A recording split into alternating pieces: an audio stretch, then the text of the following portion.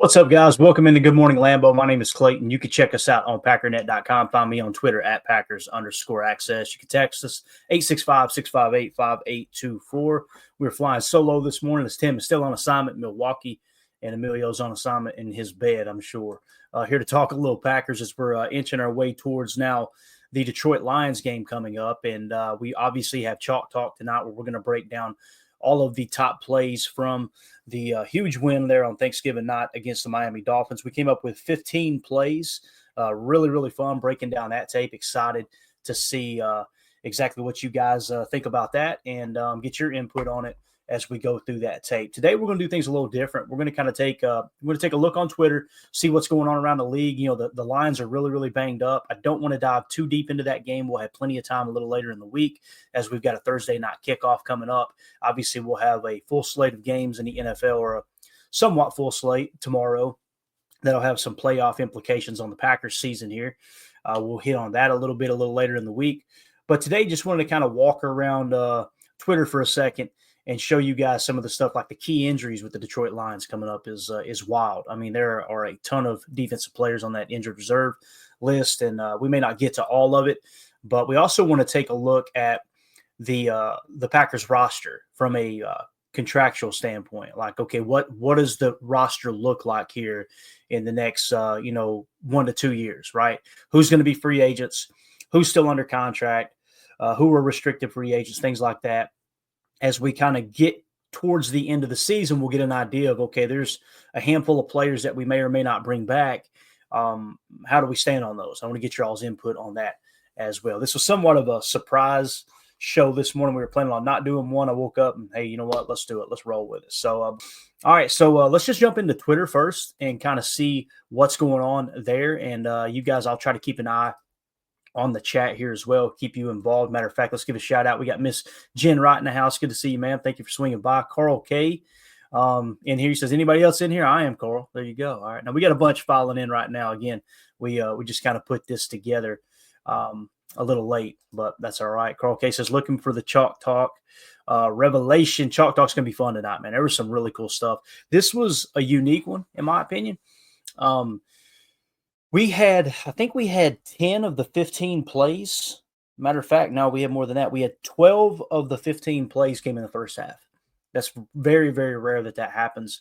Historically, it seems like the Packers start slow in the game, and then they really turn it up in the second half. This was one of those games where the majority of the action was in the first half, and then obviously a handful of plays there in the second half. But it was a lot of fun. Really, really fun breaking down. So Jen saying she finally catching the show live. I appreciate you swinging through. There's Andres in the house. Good to see you. Thank you, ma'am. Awesome. Got a bagel delivered just now, man. Don't get any better than this. I see Ron Samble in the house. Good to see you, buddy. Winning the last two games. This is Biz. Winning the last two games makes this next game a great opportunity instead of a, quote, must win. Totally different energy, right? It's exciting. It's fun, man. It's fun to go into a week going, you know what? Everybody's going to be probably betting against you. All right. You're going to see all the national networks. I imagine the majority will be on the Lions, even though they're so banged up, and that's cool. It's obviously going to be on the road, so there's lower expectations in that regard. It's hard to win on the road in the NFL. It's kind of one of those, hey, let's sit back and enjoy the game. And like I always talk about, it's a measuring stick. It's all right. Let's see where this Packers team is right now. Can they hang with the big bad Lions? That's the question. And if you go in there and you win, or if you lose by less than 10 points, you kind of like where you're at going into this little playoff push.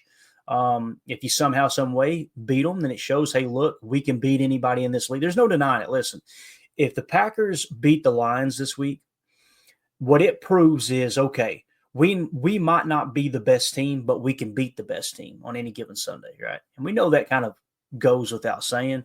But at the same time, it's like, hey, you feel a lot better about this team as you make that playoff push if you somehow, some way beat the Lions. So really, it's again, to me, it feels like it's I don't know, man. It's kind of risk free. You guys ever get those risk free bets given to you? Some of the gambling sites with this one kind of feels like, hey, look, if we lose, everybody's expecting us to lose, right? If you somehow win, all of a sudden you might be the Super Bowl favorite. So I'm going to kill my camera as I munch into it here for just a second. But I don't know if all that makes sense or not. I think it's going to be cool, though, as I chew and talk. How we stack up against the Lions, I think it's going to be awesome. So let's see what else we got in here real quick. Carl in the chat. Tomorrow I turn 80 years old. Hope to see another Super Bowl win for the Pack. That's wild. Hey, happy early birthday, Carl. And, man, you've seen a lot of Packers. That's for sure.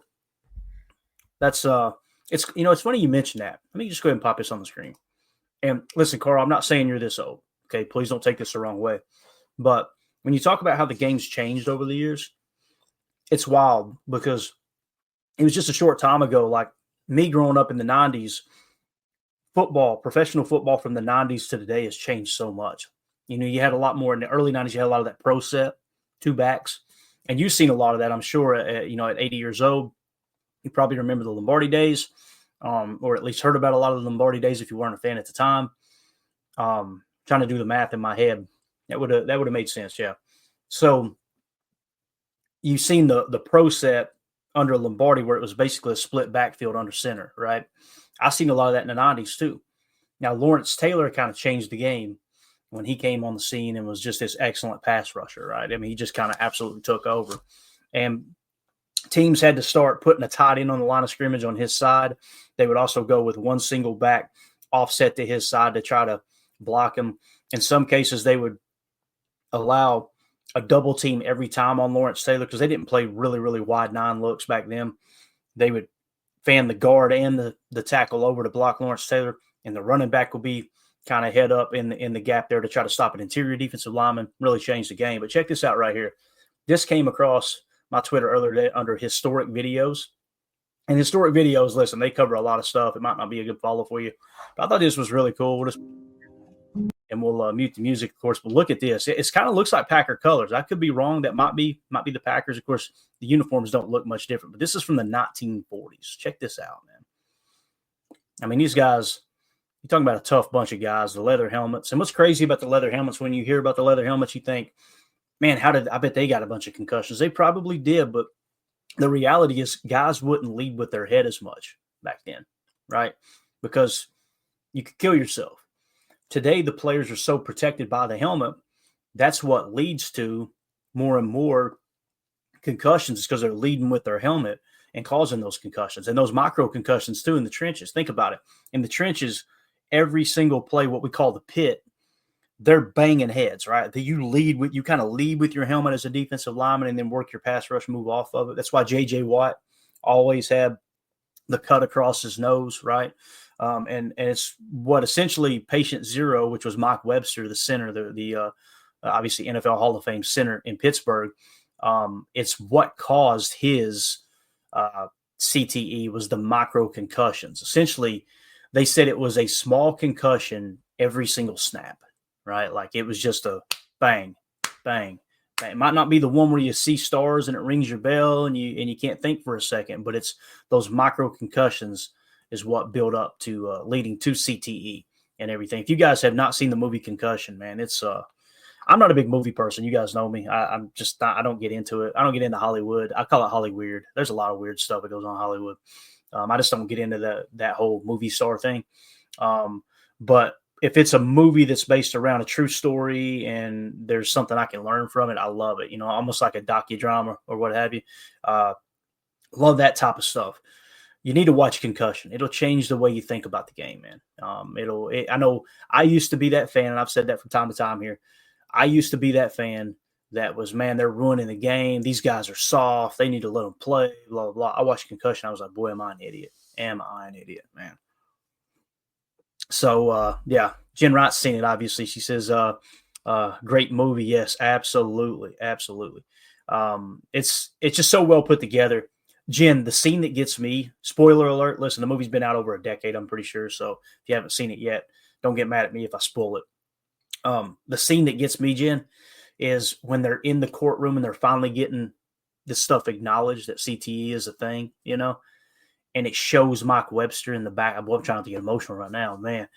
It shows Mike Webster in the back of the courtroom. And if you guys know, Mike Webster's dead at that point. Man, that hit me so hard. I was like, oh my God. It was really well done. Really well put together. So let's see. Brambo said, where the hell was he throwing that ball? I'm guessing he's talking about this right here. Let's see, man. Let's see where he was throwing that ball. Let's take a look at it here. Look at this sprint left, right? It's a great boy. Hey, that's laid across the middle. Is it not, Brambo? That's bad luck there, buddy. Bad luck. So, yeah, I love watching those old tapes, man. All right, Jen Wright said yes, Clay. So she agrees. That scene was just awesome. So go watch it. Go watch it today. If you're looking for a movie to watch, go watch Concussion. Like I said, it's old, but really, really good. Really well put together.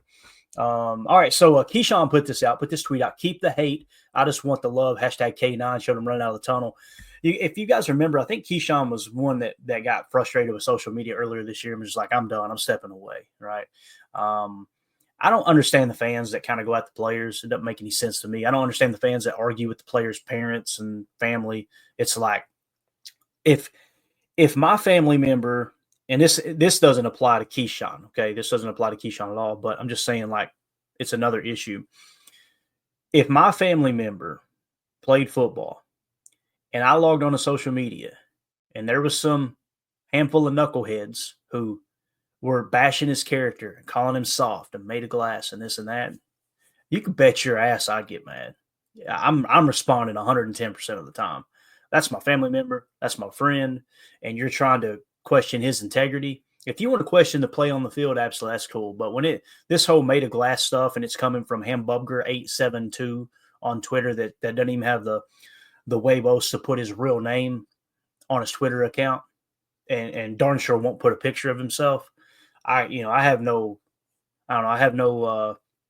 words for that, really. It's coward. You're being a coward, So I love that Keyshawn put that, like, hey, keep the hate. I just want the love. Hopefully he stays engaging on Twitter. I think Keyshawn's a good dude. You see his teammates absolutely adore him. If you guys seen Robert Rochelle get the game ball too, there after it sounded like if I understood correctly, he lost a couple family members or friends, some kind of tragedy. Again, I don't want to speak too much on it because I don't know any of the details, but to see him say, I love my teammates and Keyshawn jump up and say, we love you. It's just awesome, man. That's the type of stuff that matters. And I know there's some people that are listening to my voice right now and they're rolling their eyes because it's just all about jersey numbers and statistics and spreadsheets and all that. But the locker room's a real thing, man. And you've got to have that camaraderie. I always talk about the 2010 Packers when they won the Super Bowl. Guys, they were underdogs. Nobody expected them to win the Super Bowl. And they go on this run on the road in the playoffs. Kind of feels similar this year, I'm just saying. They go on the road in the playoffs and go on this big run and win the Super Bowl or get to the Super Bowl. And the night before the Super Bowl, I think it was they had a mental health doctor on staff for the Green Bay Packers. And he was standing there next to Mike McCarthy, and they're in the lobby of the hotel they were staying in the night before the Super Bowl. And I think it was, I can never remember his name, CJ something. CJ, somebody will find it in the chat. Big defensive lineman, young at the time. He could play piano. And they started playing like this Christian song on the piano, and all the whole team started kind of singing together. And they said that sports psychologist, I think is the technical term, leaned over and nudged Mike McCarthy and said, you just won the damn Super Bowl. Pretty cool. That stuff matters, man. That stuff matters. So for all the spreadsheet nerds out there that you get caught up in just the statistics and this guy isn't up to snuff, we can get this guy who's 0.1% better. The locker room matters, man. It really, really matters. So I think this team has got a little bit of that, man, being the youngest team in the league. Pretty cool. So, all right, another tweet went out. I just put Isaiah McDuffie appreciation post. Wes Hodkiewicz had tweeted this out. He said, Matt LaFleur says the Packers didn't think on Sunday night that Isaiah McDuffie was going to be able to make the quick turn because of his ankle injury. He played 63 snaps, every single snap on defense, finishing with 10 tackles, a forced fumble, and a third down breakup. So we were talking about that earlier in the week, man. If McDuffie can't go because of that ankle, we are really, really hemmed up there at linebacker. We'd be limited to 3. It would have been, I'm trying to think here, it would have been Quay, it would have been Eric Wilson, and Tyron Hopper because Jamin Davis got signed, obviously, by the Minnesota Vikings. And the fact that McDuffie not only went out there, but he played every snap, according to this, I'm assuming that's correct. Finished with 10 tackles, a forced fumble, and a key third down breakup. McDuffie earned a lot of my respect there on Thanksgiving night, man. And I'm sure he earned a lot of his teammates' respect as well. Matter of fact, let's skip ahead, then we'll come back to that Tucker Kraft tweet. Eli Berkovitz on Twitter, one of the best follows on Twitter. Make sure you go give him a follow at Book of Eli _NFL. He put a quick little montage together here of Isaiah McDuffie. Now, you see on this play, as we're looking at it, to me, from the defense's perspective, the tight end's on the right side of the screen. So this would make him the technical mock in this nickel set. Now, remember, we talked about you may get in a situation where you're playing kind of big nickel and bringing the safety down in the box, that type of thing. You notice Evan Williams over here in the box. So they got him playing spur, which was cool. That's the thing that I noticed watching the game too, was it seemed like all night long they seen Xavier McKinney as the post safety for this particular game. There's other games where they'll bring him down in the box and play him predominantly as the spur, but it seemed like they liked their chances of playing over the top with a lot of cover three look and McKinney kind of playing the seam and forcing everything underneath, which really does play into the hands of the Dolphins and what they like to do. But it was truly bend but don't break with that defense. It really was. But let's watch this real quick. Again, right here, it looks like he's playing the mock. The reason he's the mock, when it's a nickel 4-2-5, you only got 2 linebackers on the field. You're only going to have a mock and a will. The Sam isn't on the field, okay? So in this case, the mock would be closest to the tight end. The will would be opposite. So you've got Quay playing the will. Now, some people would say it's about hat count, determining what the strong side of the formation is. I've always been taught whichever side the tight end is on is the strong side of the formation, okay? Now, if the tight end's flexed out wide, then you go by the numbers. Other people say, no, it depends on where the T is, where the running back is. I mean, we can agree to disagree. Some coaches look at it different, but for me, the mock would be McDuffie here. Let's watch the play. Let's see what he does. There's a ball snap, pass and play. You see him drop into coverage. Oh, I remember this play. Look at this. I mean, this is textbook. No penalty. Didn't lead with his head. Led with his shoulder. Perfect timing. Bang, knocking the ball out. That is a perfectly legal stick and causing the pass breakup. All right, here we are again. Now let's see if we can determine. It's definitely strong left. So on this specific play, you've got Eric Wilson on the strong side. So Eric Wilson, he's kind of off camera. Let me do this real quick. Fix that for you. There you go. Eric Wilson is right here. If you can see my cursor. Yeah, right here. So he's playing Sam. So you got your tight end and your H-back. So he's playing Sam, a strong side backer. It seems like they really like Eric Wilson as the Sam when you're in a 4-3 and he's on the field. So he would be the Sam, Quay would be the Mike, and in this case, McDuffie would be the Will. So in the base 4-3, they see McDuffie as the Will. In that nickel, they kind of seen Quay as the Will and put McDuffie at the Mike on that specific play. And it could have been just the specific play call itself, right? And yes, that was a hospital ball, Holmes. You are not kidding, sir. That was a hospital ball, no doubt about it. All right, so let's see if it's a run play. And it is. Look at McDuffie. Look at the shed right here. Look at this, boys. Absolutely awesome. Just a quick shed. Going to close on the ball, take the cutback lane away, force him back inside into Quay, and McDuffie going to make the tackle. Great job there. All right, here we are again. Now, I would call this strong right. Tight end's on the right side of the field. The T is on the weak, okay? When you look at it, notice Eric Wilson is your Sam backer, right here. Quay is the Mike, and McDuffie is the Will on this specific play. Let's see if it's passing play or not. Ball snap, passing play. Looks like he's kind of squared up on the T right now on the running back. I'm going to try to run a quick out route, and he is all over it. Great job. They completed the pass, but still made the tackle as soon as the pass was completed. All right, here's another play. Got him playing. This is kind of a balanced look. Now you would go kind of, okay, where is the traditional Y? Who is their traditional Y? If it's 89, I would have said strong right. If it's 81, we'd say strong left. Some would just look at it like a balanced approach. Regardless, it looks like he's going to be playing outside linebacker. They're shading now. They're going to shift over a touch. I would definitely call this strong left. So in this case, he would be the Sam on this play. McDuffie would. So again, this to me looks like it's probably split flow. Let's look at it, or what we call slice. Yep. So no guards pulling, but notice that the tight end is coming across the formation, right? And then look at McDuffie, slip inside, fill the gap, make the tackle. Great job there. Now he's split out somewhat wide. It looks like they're in a nickel set. So in this case, to me, this looks like, yeah, Quay's the mock. He's closest to the tight end. So that would make McDuffie the will if there's not a linebacker off screen. McDuffie out in coverage. Great coverage. Look at that breakup. I remember that play too, them fighting over the ball.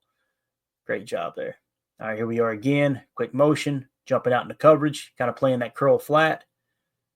Closes on the ball carrier and tackles Tyreek Hill. Man, McDuffie had a hell of a game, man. I'm glad that Eli Berkovitz tweeted that out, man. That was a lot of fun to see. And it's important to kind of understand, all right, we know they got a good grade. We know they played well statistically, blah, blah, blah. Let's go to the tape and see exactly what they did well. I'm sure that we'll see some McDuffie on Chalk Talk a little later tonight when we do that at 7 p.m. Central Time. All right, so let me get back to my original Twitter here if I can. There we go. It went wonky. Let's hold up a second. Let me try this again. Let's go. Oh, yeah, we got some political ads hitting too. There you go. That's always lovely, right? All right. Let's see. I think there was a couple other things I wanted to hit here on Twitter. Isn't it funny the politics are still hanging on? We thought we were out of the woods. They're back. All right. So this is the tweet I wanted to get to right here. I just said absolutely wild as Ari Mirov tweeted out.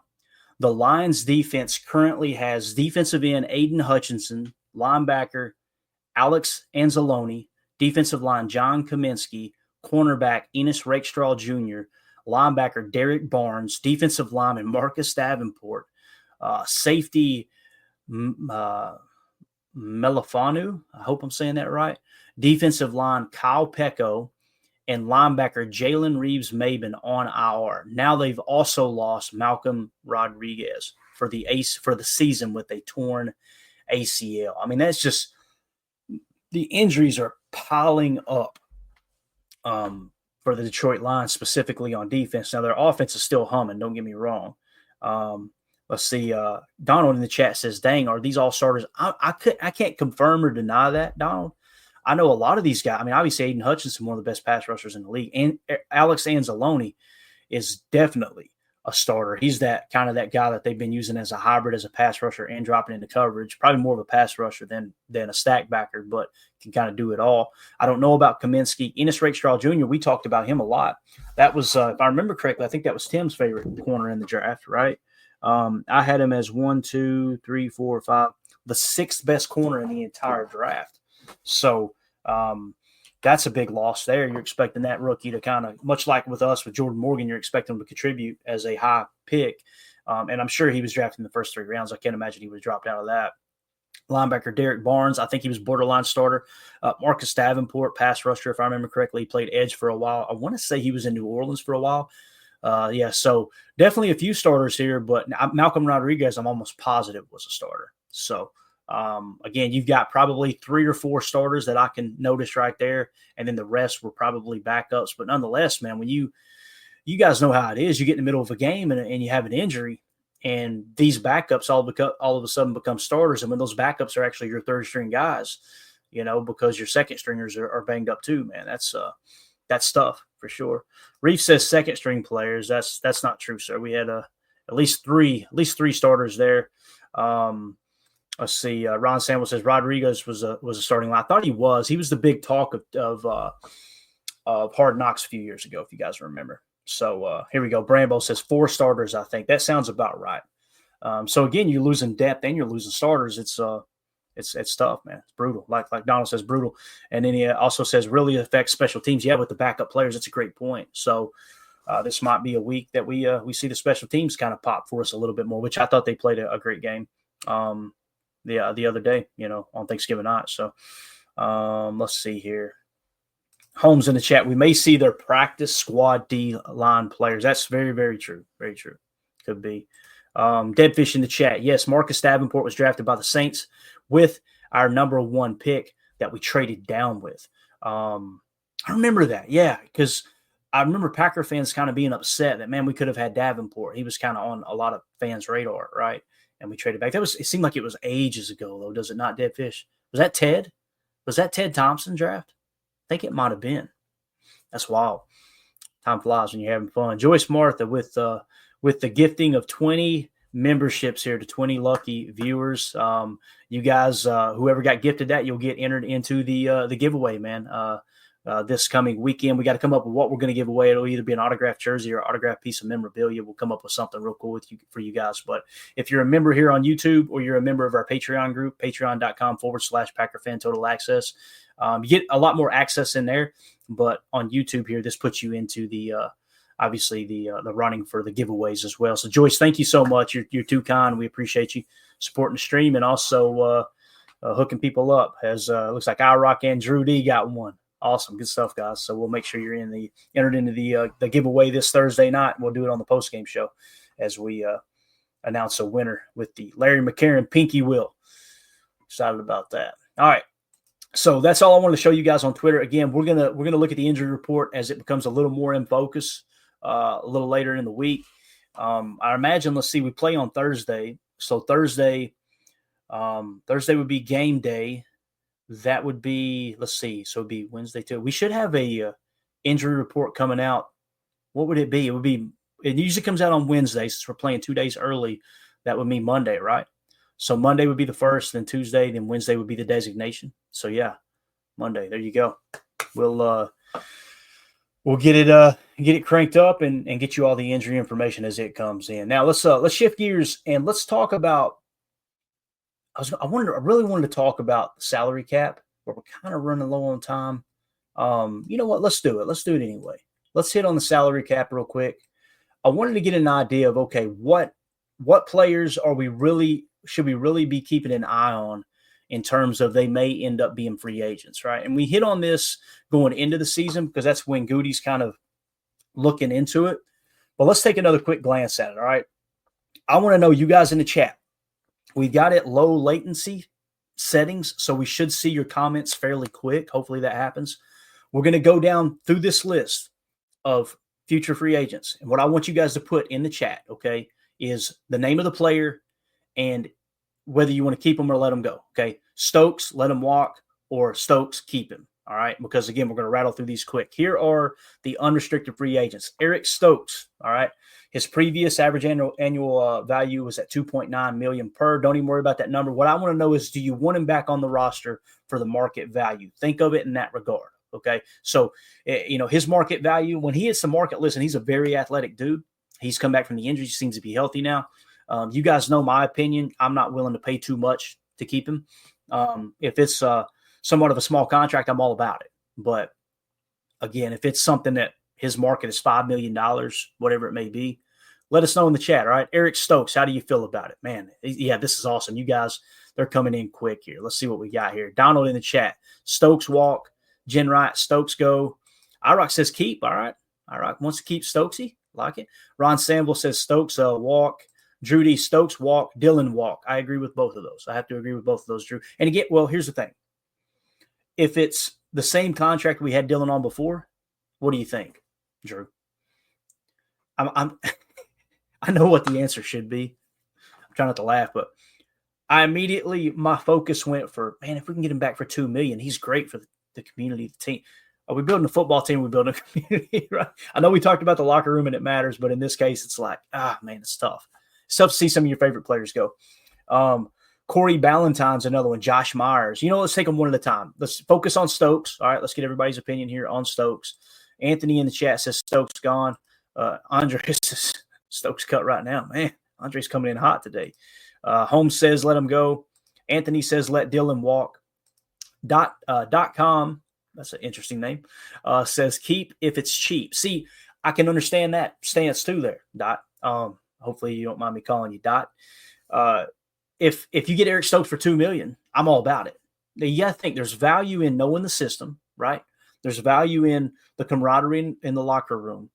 But at what price are you okay with that? For me, it's probably less than $3 million per on average. And keep in mind, guys, less than $3 million per year on average. If you sign them to a 3-year deal, you probably cut bait in a couple of years and not even have any cap penalty, right? So anything over $3 million, I'm out on. So I like what Dot said there. If it's cheap, right? And iRock said keep Stokes. Anthony in the chat says Ballantyne keep. I'm a big Ballantyne fan, but boy, the coaches obviously disagree with that, man. They are not Ballantyne fans just based off the snap count, right? Ron Sample says Dylan won't make it. Well, see what he does in free agency, right? He might warrant. Last time he said he got more money at a higher offer, I think in New York. But obviously, a higher offer in New York doesn't equal the same offer in Green Bay because of the taxes. It's just absolutely insane over there. Respect Orange says, see you, Stokes. Thanks for the memory. All right. We're starting to get into Myers now here a little bit. So let's talk Josh Myers. Everybody get your answer in for Josh Myers. This is a big one, right? 26 years old.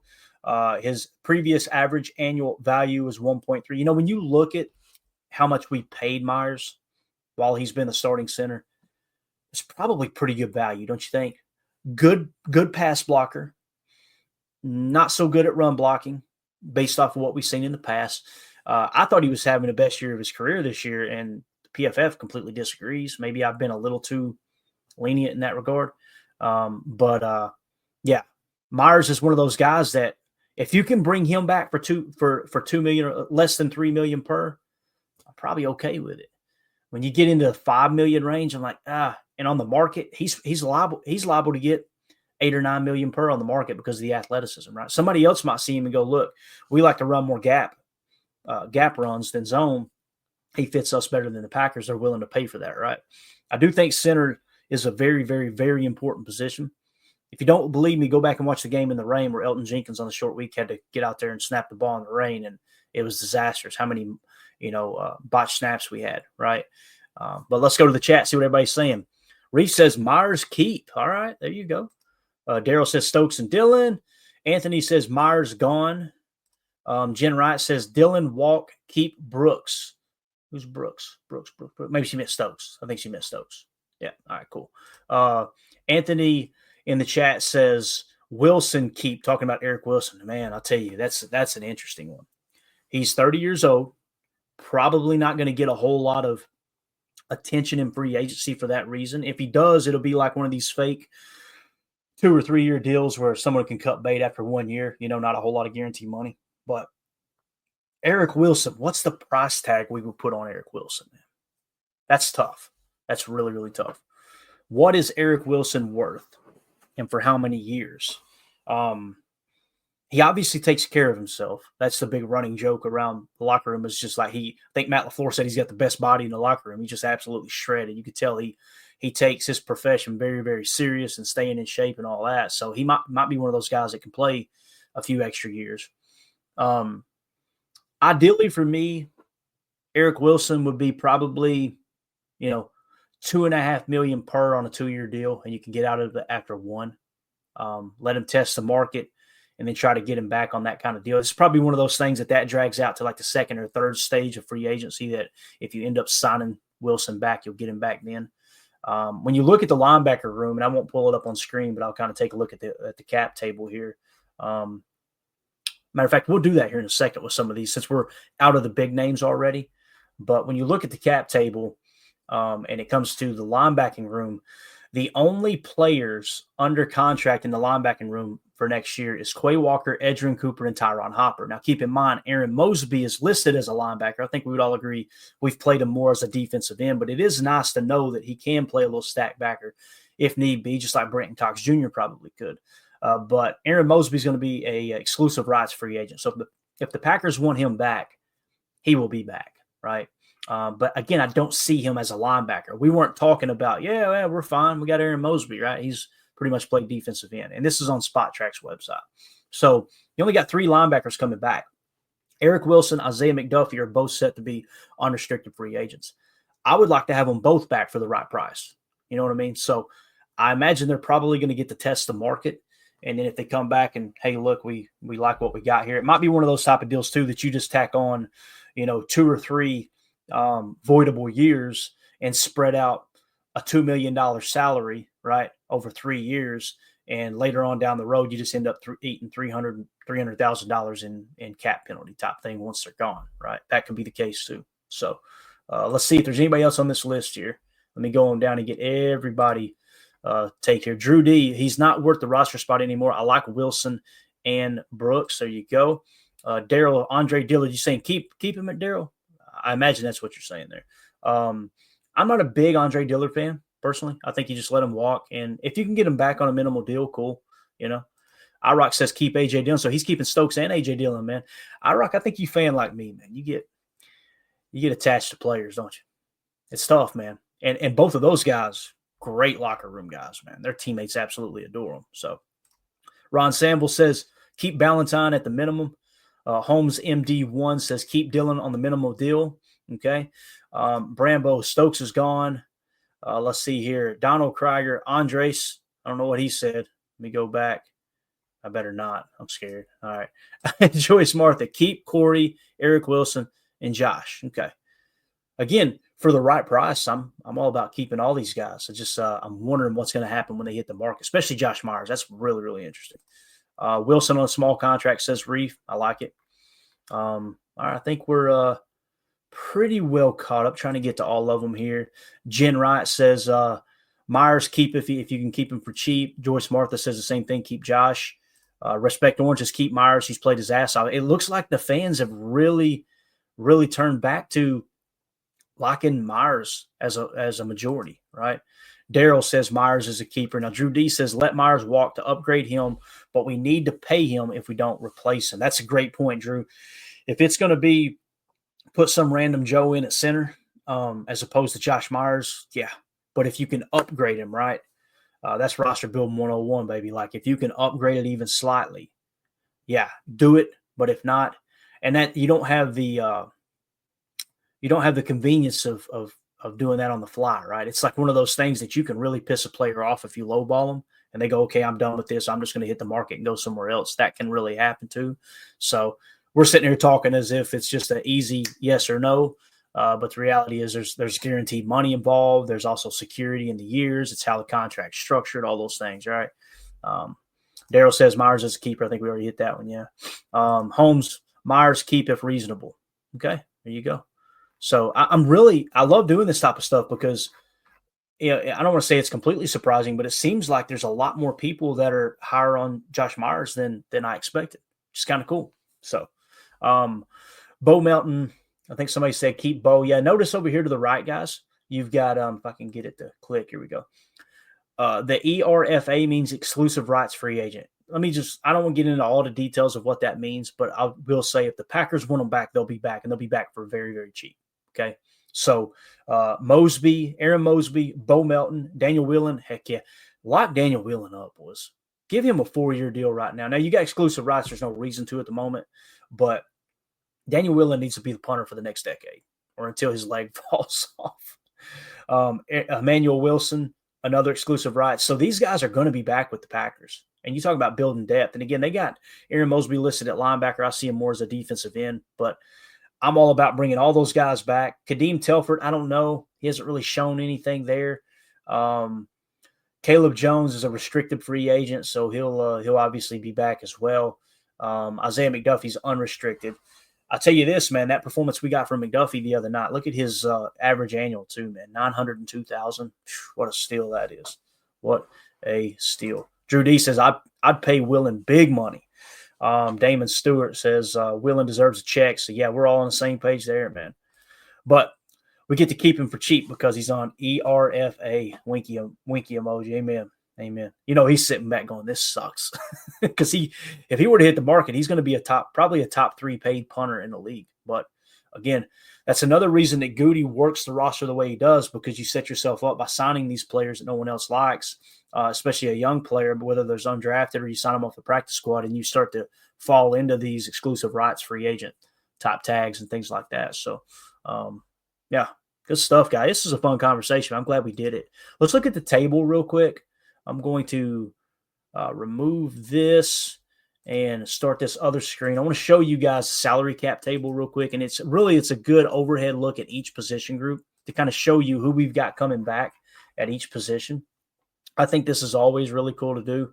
So I don't want to zoom out too far where it makes it hard for you guys and gals to read, and just ignore the sidebar. There's no way I can drop that news sidebar down. This is on Spot Track, though. It's an amazing website. I know me and Ryan were members over there. They do a great job breaking down the salary cap. So let's see here. Jordan Love, quarterback room, right? Jordan Love and Malik Willis both under contract. Obviously, Jordan Love got the big deal. Malik Willis, only $1.1 million against the cap this year. Next year, $1.4 million. What a steal as a backup. And that was the big plus to going out and trading for him. You traded a 7th-round pick for a first-round talent. most people would say a first-round talent, although he did drop to like the second or third round. You traded a seventh-round pick. Let's just call it a third-round talent. Traded a seventh-round pick for a third-round talent, and you got 2 years of the most expensive position in the league being set at one of the cheapest. It makes for his contract is 0.5% of our overall salary cap table. Think about that. Sean Clifford obviously is on the practice squad. The way that works, to the best of my understanding, if they're on the practice squad at the end of the year, you can sign them with the futures contract, and there's some age requirements, things like that we won't dive too deep into, but you can bring them back on a futures, and it kind of resets the deal for you, right? So, but Malik Willis will be an unrestricted free agent in 2026. By that time, you obviously want to find you a new backup quarterback, running back room. Josh Jacobs is under contract. A.J. Dillon obviously going to be a free agent. Marshawn Lloyd will be returning. Obviously, you get the rookie deal. Look at that. If he gets healthy, look at these salary cap table numbers, guys. This is really exciting. So Marshawn Lloyd, his cap hit this year, $1 million. Next year, 1.2, then 1.5, then 1.8. Never at any point in his rookie contract does he exceed $2 million against the cap. That's really exciting there. Now, the other thing, too, check this out. Exclusive rights free agent at the running back position. ERFA, Emmanuel Wilson, and Chris Brooks. Both exclusive rights free agent. If you want them back, they're going to be back. That's exciting to me. Your running back room is set. So when you see it that way, that's why I'm like, unless A.J. Dillon's a minimum contract, you just let him walk. It sucks. Great dude, great locker room guy, but I think you let him walk. I really do. All right, that's going to do it for hour one. For those of you listening on the pod, we will see you on the other side for hour two. We appreciate y'all.